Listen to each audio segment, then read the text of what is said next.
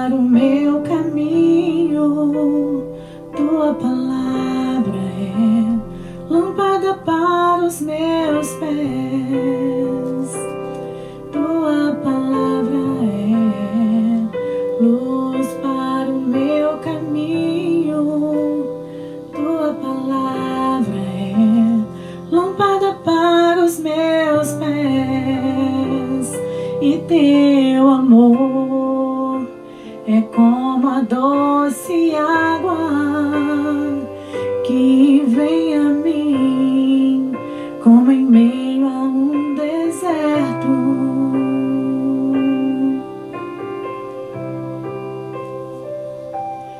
Como um orvalho que desce em plena terra seca e dela faz surgir verdes pastos.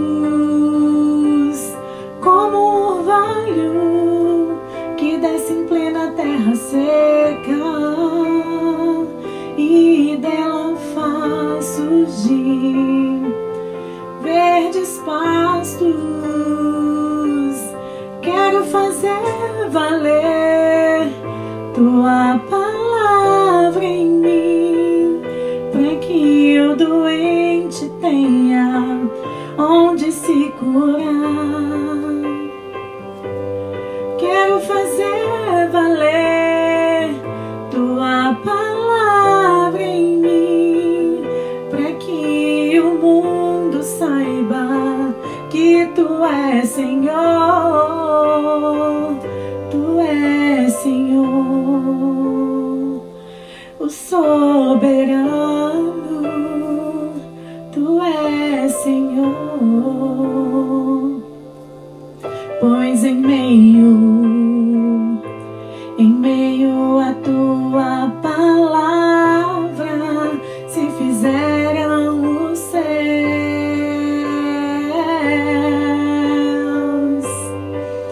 e o brilho do sol se fez reinar em meio às trevas.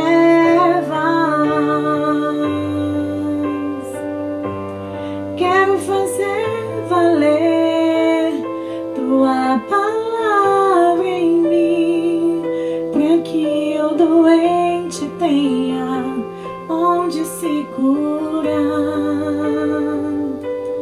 Quero fazer valer tua palavra em mim, para que o mundo saiba que tu és Senhor.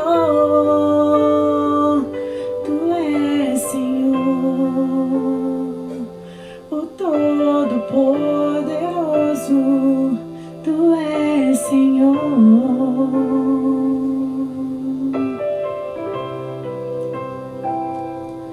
Tua palavra é luz para o meu caminho. Tua palavra é lâmpada para os meus pés.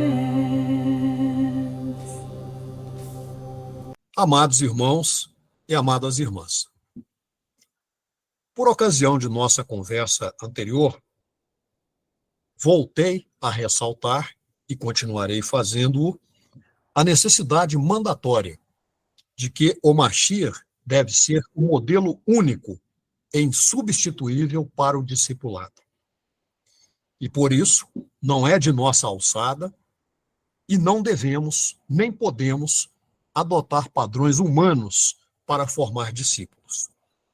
O padrão é e sempre será o Mashiach. E ressaltei também que é impossível sermos discípulos e discípulas se tivermos nascido de novo sem estarmos caminhando pelo processo da redenção. E recapitulando para a sedimentação do conceito, a qual se cumpre mediante 8 estágios. Estamos no primeiro ainda.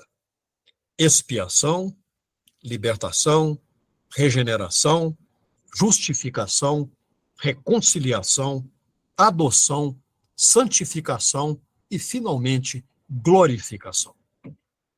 Na Santa Convocação passada, nós conversamos sobre a terceira modalidade de sangramento expiatório de nosso Senhor Jesus. Na verdade, a quarta, a coroa de espinhos. Hoje, pretendo estender essa conversa em duas fases. A primeira, abordando a quinta modalidade de sangramento e, se assim conseguirmos, abordaremos também a sexta. Então vamos para a quinta modalidade. Dando continuidade ao processo de expiação, nós iremos analisar outras partes pelas quais nosso Senhor Jesus derramou sangue. E como esse sangue precisa expiar a vida da pessoa que o conhece, ou seja, a pessoa sua discípula. Na sequência, nós avançamos para outro momento simbólico, no qual nosso Redentor derramou seu sangue, referente aos pés perfurados por cravos. Os pés, nesse contexto expiatório, representam a jornada da vida, simbolizando a caminhada e também o modo como a humanidade conduz sua existência. Essa metáfora abrange diversos aspectos, desde a maneira de viver até o caráter de cada pessoa, sendo uma representação alegórica de como cada indivíduo percorre a vida eterna de acordo com a vontade de Deus.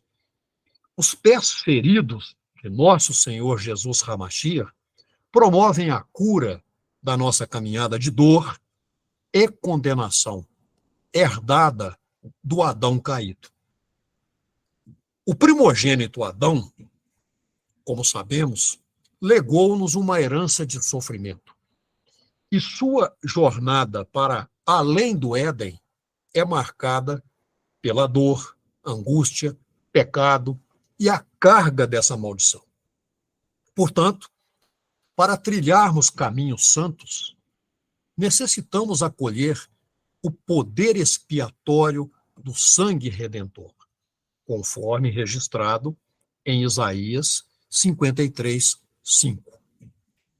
Sugiro que depois façam uma lida detalhada do inteiro teor desse capítulo. Em Isaías 53, 5, lemos: pelas suas feridas fomos curados. É disso que estamos falando. Doando-se por nós, ele foi traspassado. E por meio desse ato, alcançamos a cura. Nesse capítulo do livro de Isaías, nosso Senhor Jesus é retratado como o sofredor martirizado, cujo sacrifício proporciona alívio da dor e do pecado. Suas feridas, simbolizadas pelos pés jorrando sangue, representam nossa libertação e cura, purificando-nos de todo o pecado. O Mashiach assumiu nossa dor e também nossas doenças, quando com seus pés caminhava rumo ao Gólgota, os quais na crucificação, como sabemos, e até hoje sofremos juntamente com ele, foram perfurados com pelo menos um enorme prego. Ele suportou toda aquela dor para proporcionar-nos uma caminhada para nossos pés. Diferente, porque agora eles seriam guiados, como de fato estão sendo, pelo Espírito, numa nova jornada no reino de Deus. Essa jornada é a nossa vida com o discipulado do reino.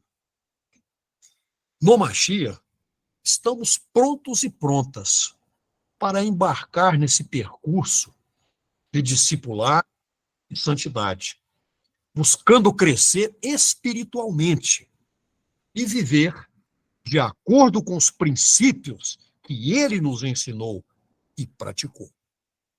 Em Lucas 9:23, está escrito: e ele dizia a todos: se alguém quer vir após mim, negue-se a si mesmo, tome cada dia sua cruz e siga-me. Quando optamos por seguir esse caminho com ele, é imperativo abandonarmos as obras da carne e abraçarmos uma vida de santidade moldada por essa decisão.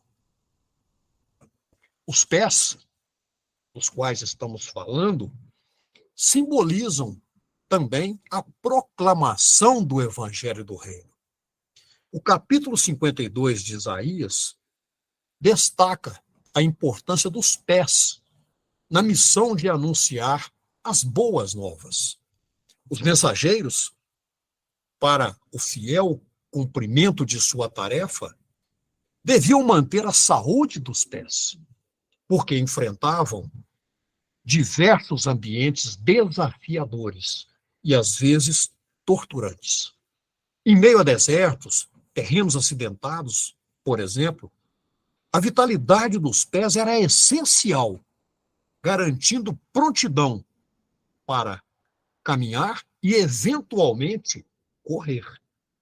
Portanto, cuidar dos pés era uma prática crucial, indispensável, pois pés saudáveis asseguravam a eficácia na entrega da mensagem.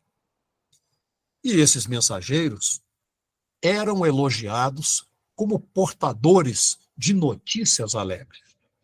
Portanto, ao seguirmos nós também essa jornada com nosso Senhor Jesus, é essencial que mantenhamos a saúde espiritual para proclamar as boas novas em todos os lugares, em todos os momentos, em todas as circunstâncias. A jornada com o Messias implica em testemunharmos que ele salva, além de propagarmos o Evangelho, cumprindo o mandato de fazer discípulos até a consumação dos tempos. Esse é o chamado constante para compartilharmos a mensagem transformadora e fazermos discípulos e discípulas em todos os lugares, seguindo o exemplo e o comando deixados por ele.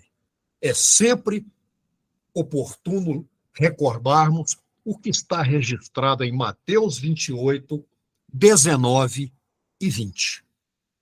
Disse nosso Senhor Jesus: portanto, ide, fazei discípulos de todas as nações, batizando-os em meu nome, ensinando-os a guardar todas as coisas que vos tenho mandado.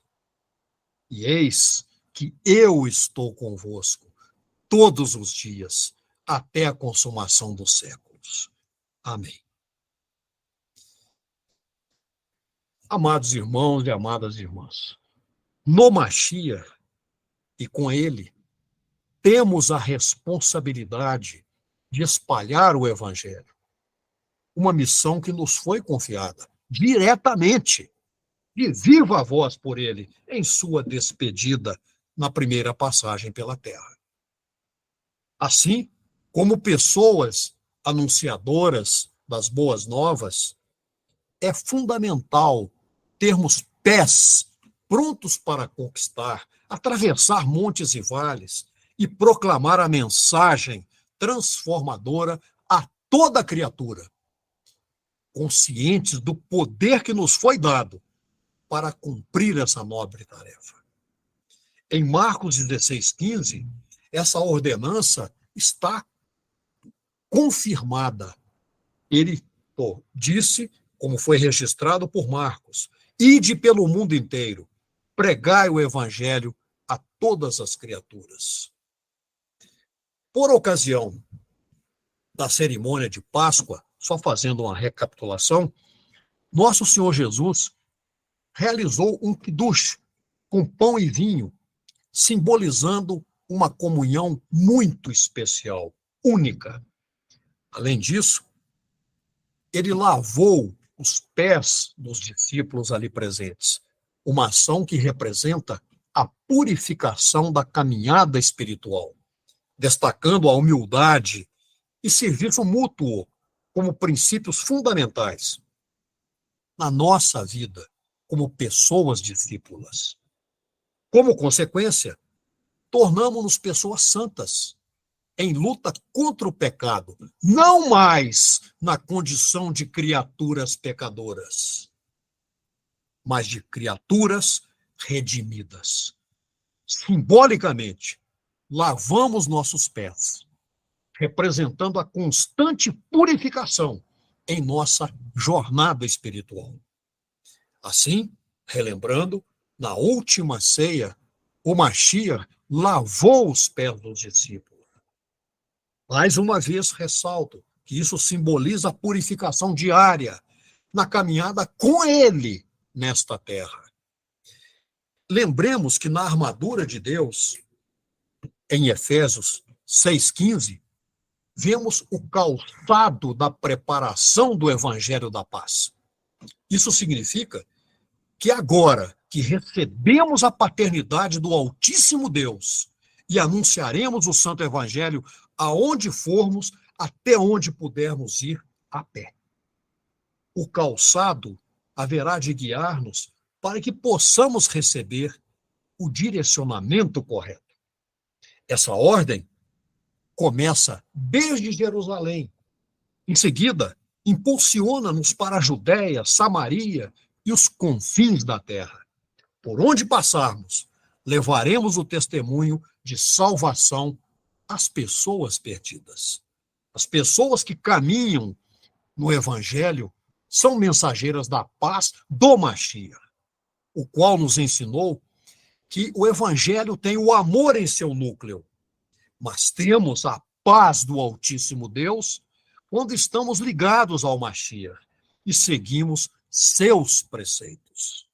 Portanto, tenhamos sempre presente que o Evangelho não é apenas um status, é uma caminhada em direção à santidade. E devemos calçar o calçado do Evangelho para percorrer essa trajetória.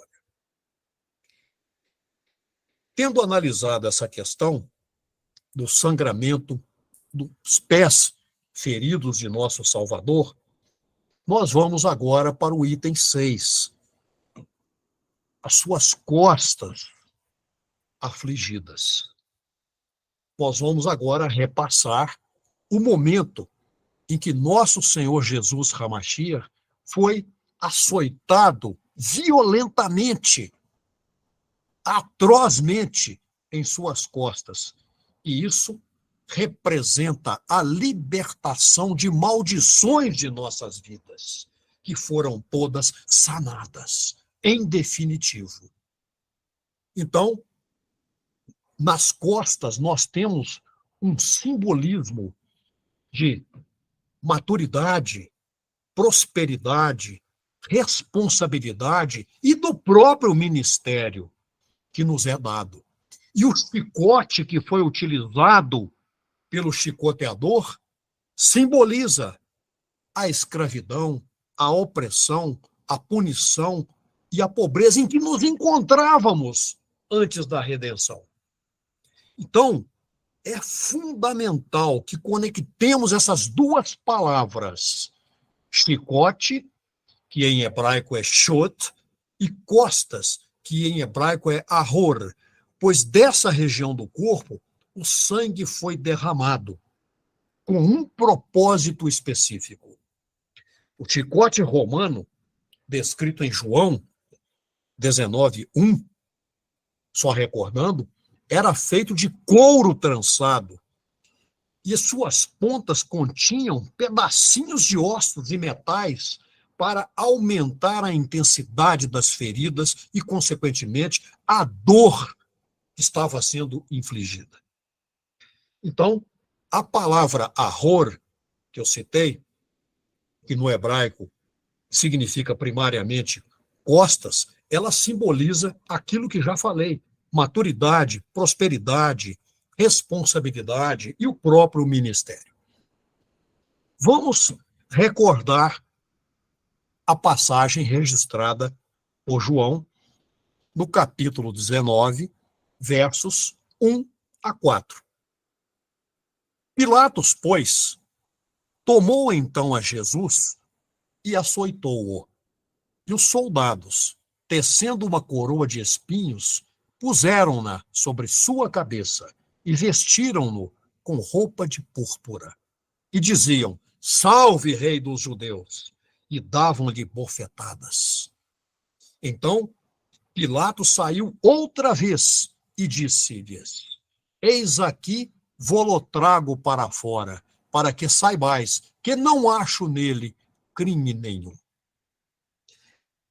A palavra de Deus destaca a importância da expressão lombos cingidos como símbolo de responsabilidade. Lembremos que os sacerdotes levitas carregavam os utensílios do tabernáculo nas costas, tipificando o peso das responsabilidades que detinham. O termo costas, volto a dizer, simboliza prosperidade, pois reflete o trabalho, uma atividade associada a pessoas maduras e crescidas. Quando uma pessoa peca, ela vê-se compelida a iniciar o trabalho. E ao desviar-se dos propósitos de Deus, enfrenta açoites. Ao longo da história, o povo de Deus sofreu, em diferentes ocasiões, as consequências da desobediência, mas foi avivado por ele, pelo Altíssimo, em várias ocasiões também.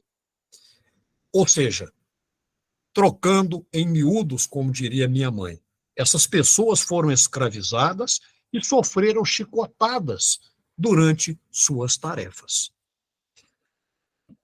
Analisando a palavra chicote, ele representa a escravidão, a opressão, a punição, sendo associado, como inclusive é mencionado no livro de Provérbios, ao soberbo, ao insensato e ao tolo.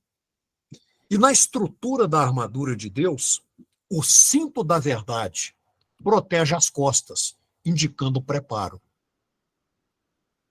Também em Deuteronômio 28:68, estão descritas maldições para quem desobedece, prevendo consequências. E ao longo da história, nós sabemos que impérios como a Síria, Babilônia, Império Medo, Império Persa, foram instrumentos de disciplina. Vamos relembrar essa passagem, Deuteronômio 28:68. E Iá far-te-á voltar ao Egito em navios, pelo caminho de que te tenho dito. Nunca jamais o verás, e ali sereis vendidos como escravos e escravas aos vossos inimigos, mas não haverá quem vos compre.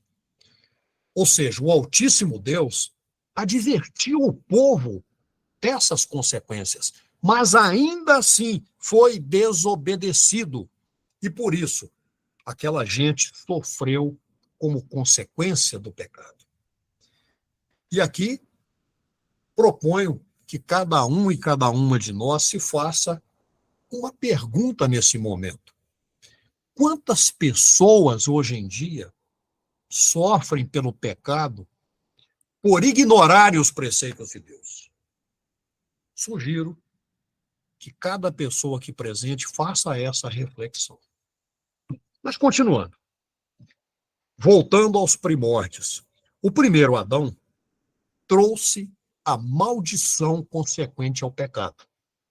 que, como sabemos, foi remida pelo Mashiach.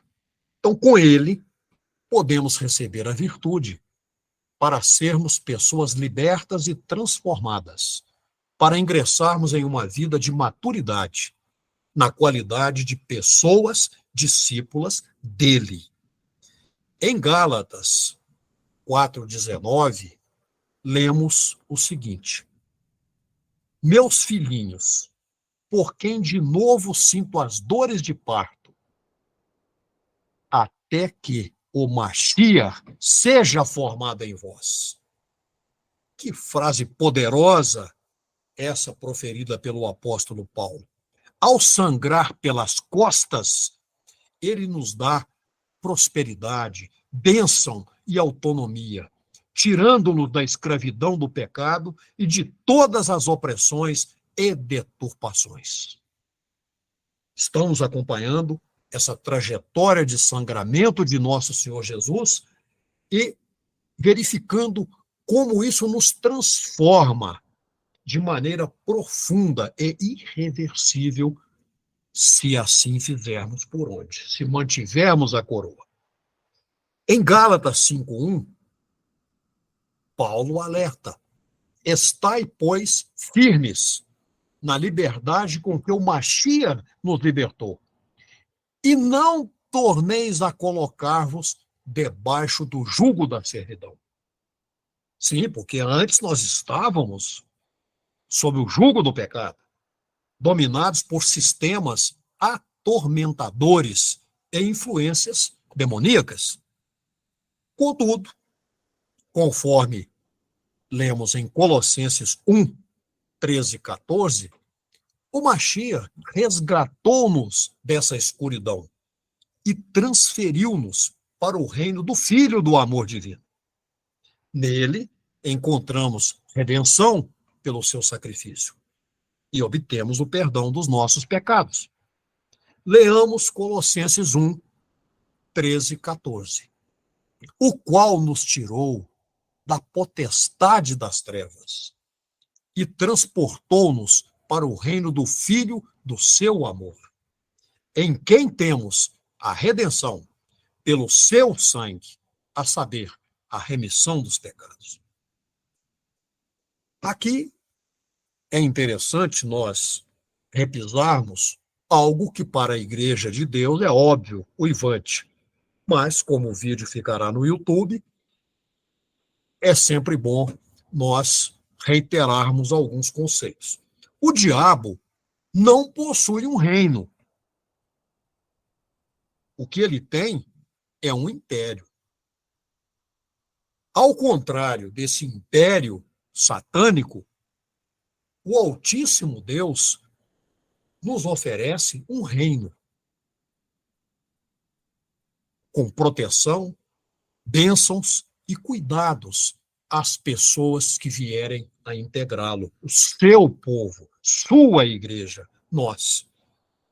Agora, nesse reino, estamos livres do domínio das trevas, livres da punição que antes existia. Graças ao Mashiach, tornamo-nos pessoas libertas do castigo que carregávamos. Muito importante lermos mais uma passagem. Efésios 2, 1 a 3.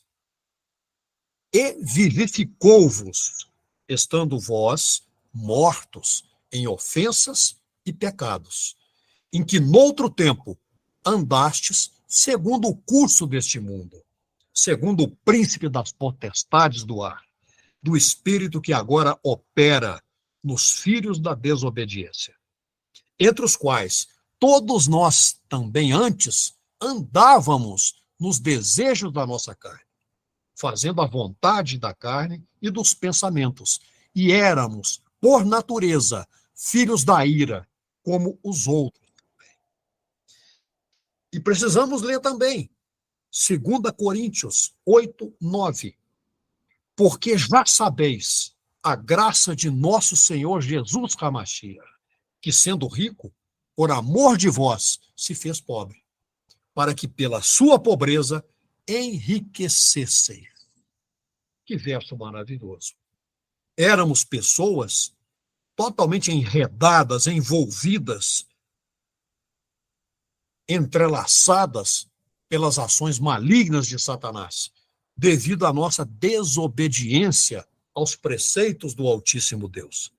A riqueza mencionada nesse verso não se refere a uma prosperidade mundana, que é superficial e leva à perdição, mas a uma riqueza incomensurável no plano espiritual, porque é proveniente do próprio Deus.